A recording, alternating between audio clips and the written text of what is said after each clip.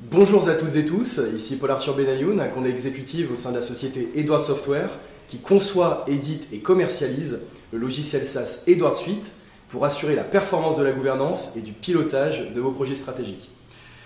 Nous sommes aujourd'hui dans les locaux du cabinet Eggers Conseil en compagnie de Thomas Carrien, associé et cofondateur et directeur général. Thomas, merci de nous accueillir. Merci beaucoup. Merci pour cette invitation et bonjour Paul-Arthur et bonjour à toutes et à tous et bienvenue chez Eggers Conseil. Thomas, nous sommes dans tes locaux parisiens. On voit que ça travaille un petit peu derrière nous. Vous êtes plutôt bien installé ici. Oui, merci. Effectivement, c'est important d'avoir des locaux agréables parce qu'il faut que nos consultants aient envie de venir quand ils ne sont pas en travail à distance. Et effectivement, ça travaille dur même s'il n'y a pas foule. Mais ça, c'est l'effet combiné finalement du modèle du conseil, parce que le modèle du conseil, c'est un consultant plutôt chez son client, et puis du développement du travail à distance. Mais je pense qu'on va aborder ces deux sujets pendant cette interview. Tout à fait. C'est vrai que nous sommes ici dans le cadre du webinaire organisé par Edward Software sur une thématique forte et d'actualité dans votre profession, à savoir la protection de la chaîne de valeur. D'ailleurs, avant de rentrer dans le vif du sujet, peux-tu nous présenter en quelques mots le cabinet Eggers Conseil et son positionnement? Oui. Eggers Conseil, c'est ce qu'on appelle historiquement un cabinet de conseil en organisation et management. Aujourd'hui, Eggers Conseil, c'est le cabinet de conseil spécialiste de l'accompagnement des dirigeants dans la sécurisation et l'accélération de la transformation des entreprises. C'est un métier extrêmement exigeant et nos consultants sont exposés au quotidien aux dirigeants des entreprises. Un positionnement premium, donc. Est-ce que vous comptez embaucher de nouveaux collaborateurs en 2024? Alors oui, et puisque tu me poses la question, je vais en profiter pour faire une petite page de pub. Nous avons un plan de recrutement ambitieux d'une dizaine de collaborateurs, d'une dizaine de consultants ayant entre 3 et 6 ans d'expérience dans des grands cabinets de conseil.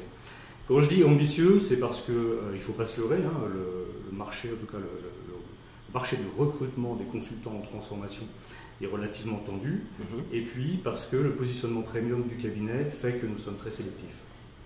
Ok, alors parlons justement du secteur du conseil. Comme tu peux l'imaginer de par notre positionnement avec Edward Suite, nous avons une grande proximité avec les acteurs du conseil. Visiblement, le secteur est chahuté. Des ESN internationales annoncent des plans de licenciement massifs. On nous annonce que les cabinets se vident de leur talent en quête de sens. Le modèle freelance et ses avantages sont plus que jamais mis en avant, finalement. Votre chaîne de valeur est attaquée de toutes parts. Selon toi, est-ce que le secteur du conseil est actuellement en train de subir une crise profonde? Alors, je ne dirais pas que le secteur du conseil subit une crise profonde. Par contre, ce qui est sûr, c'est qu'il est chahuté, c'est qu'il est challengé. Et c'est parfaitement normal. Pourquoi est-ce que c'est normal? C'est parce que finalement, je pense qu'on ne peut pas continuer à travailler comme on travaillait il y a plusieurs années. C'est-à-dire que notre métier, et surtout la manière dont on délivre, finalement, a très peu évolué pendant ces dernières décennies. Aujourd'hui, ce qu'il faut comprendre, c'est que finalement, notre secteur a besoin de se réinventer. Et cette réinvention va forcément passer par de la digitalisation. Ok, alors avant d'aller plus loin, est-ce que tu peux nous expliquer ce qu'est une chaîne de valeur et en particulier celle d'un cabinet de conseil? Ouais, c'est vrai que la chaîne de valeur, c'est vraiment l'outil numéro 1 du consultant. La chaîne de valeur, c'est la première chose que l'on explique à un consultant. C'est un excellent outil de modélisation. La chaîne de valeur, alors j'ai une définition qui est assez simple. Pour moi, la chaîne de valeur, finalement, c'est l'ensemble des activités qui doivent impérativement être déroulées de manière à ce que l'entreprise délivre la valeur attendue. Les entreprises ont toutes mais très souvent quand même plusieurs chaînes de valeur. Par exemple, on peut travailler sur la chaîne de valeur globale d'une entreprise. Si c'est une grosse entreprise, ça peut prendre un peu de temps, ça peut être un peu compliqué, donc on préfère la découper en petites chaînes de valeur. Par exemple, on travaille très souvent sur la chaîne de valeur de la direction financière, sur la chaîne de valeur de la direction des systèmes d'information, sur la chaîne de valeur de la supply chain. Ou en ce moment, comme on peut le faire, sur la chaîne de valeur de la promotion dans la grande distribution, puisque c'est un sujet d'actualité. Et c'est vrai qu'aujourd'hui, les chaînes de valeur sont particulièrement attaquées, et la chaîne de valeur du métier du consultant, en tout cas des cabinets de conseil, est vraiment très bousculée. Ok. Alors, lors de la préparation de ce webinaire, tu m'as également évoqué la chaîne de valeur de vos clients. C'est visiblement un outil clé du consultant pour assurer la pérennité et la rentabilité d'une entreprise. Oui, exactement. La chaîne de valeur, c'est un outil qu'on utilise chez tous nos consultants, hein. Ça c'est chez tous nos clients, c'est ce qu'on disait. La chaîne de valeur, finalement, c'est un outil extrêmement puissant de modélisation de l'entreprise et de ses différents métiers. C'est aussi un outil, finalement, qui nous permet de partager et d'appuyer sur ce que sont les points forts, mais aussi sur ce que sont les points faibles d'une entreprise. C'est quelque chose qu'il faut absolument mettre en œuvre. Alors justement, nous avons un support intéressant à partager à nos auditeurs. Oui. Est-ce que tu peux nous en parler? Alors, la chaîne de valeur, c'est un outil que l'on utilise vraiment chez tous nos clients. La chaîne de valeur, c'est un outil extrêmement performant de modélisation d'une entreprise et de ses différents métiers. La chaîne de valeur, c'est aussi un outil d'alignement sur ce qui fait les points forts et les valeurs de l'entreprise, mais aussi sur les différents sujets qui doivent être améliorés.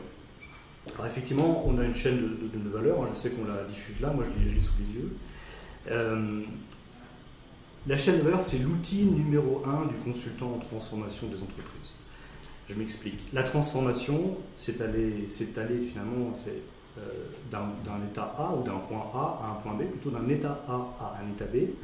Et je vois assez mal comment on peut assurer une transformation sans savoir précisément d'où est-ce que l'on vit. D'ailleurs, à ce sujet, j'ai un de mes managers, Valentin Torjman, qui a une belle expression sur la transformation et qui dit, et je l'ai noté parce que je me rappelle jamais par cœur, qui dit que transformer, c'est voir le réel tel qu'il est. Et c'est bien ça que l'on peut faire avec cette chaîne de valeur. Alors, ce que l'on a à l'écran, là, et ce que moi j'ai sous les yeux, c'est cette chaîne de valeur d'un cabinet de conseil. Ce qu'on peut voir, c'est que la chaîne de valeur d'un cabinet de conseil, c'est une chaîne de valeur qui est quand même assez courte. Elle est courte parce qu'elle va là de la gestion du positionnement des offres, finalement, jusqu'à la gestion du savoir-faire et des connaissances. Et comme toute chaîne de valeur, eh bien, on a des macro-activités qui sont classées de manière du haut vers le bas, de stratégique, tactique et opérationnel. Cette chaîne de valeur d'un cabinet de conseil, et on va rentrer dans le détail tout à l'heure, j'imagine.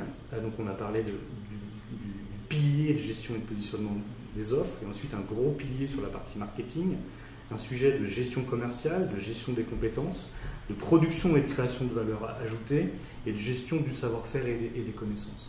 Alors, bien évidemment, quand on parle de digitalisation de la chaîne de valeur, on ne parle pas ici de mise en œuvre de RP. C'est-à-dire qu'on verra tout à l'heure, parce que j'ai prévu un support pour ça, on verra ce que l'on a réussi à digitaliser avec les nouvelles technologies.